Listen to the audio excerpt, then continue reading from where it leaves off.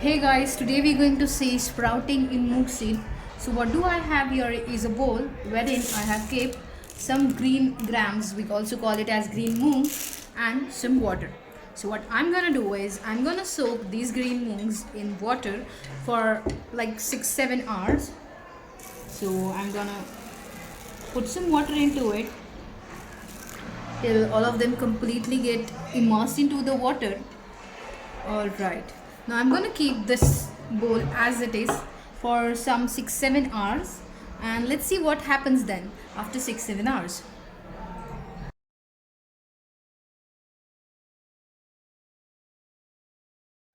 Okay, after 6-7 hours I have drained water completely from these green moongs, and now they have almost doubled up into their size as they have soaked in some water, right?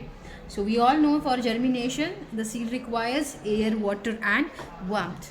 So a small pore which this green moong has, it has absorbed all the water. Now the next thing is to tie all these things in a damp cloth. So here I have a piece of a muslin cloth which is little damp. So I'm gonna put all these moongs, soaked moongs, green moongs, into this muslin cloth. Yeah, and then I'm gonna gently tie them and put it into the warmth place. It's important to put it into the warmth place. If you are keeping this tied piece of cloth into the freeze, your seeds, they are not going to germinate as they require air, water and warmth. Make sure that you are not tying this piece of cloth very tightly so that air can pass through the holes the piece of cloth has, and also it gets the warmth as you keep it on the warmth place, maybe near window where the sunlight is coming. You can keep this. So to get it germinated, to get small sprouts, we need to keep it for good period of like overnight or some 12 hours or something.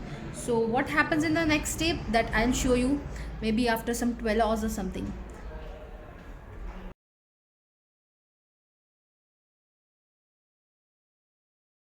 Hey guys, now it's been a one day. I have tied these moons in this damp cloth. So now let's untie this and see whether they have sprouted or germinated. Alright.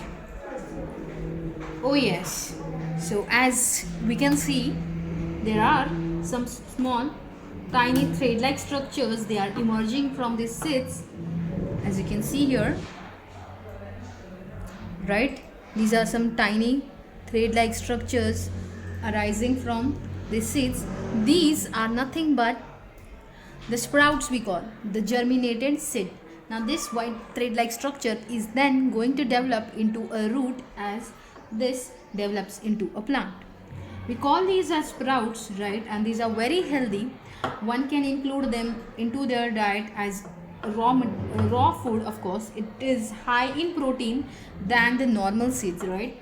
So sprouting seeds increases their nutritional value, and if you are on a healthy diet, definitely you should go for the sprouted seeds.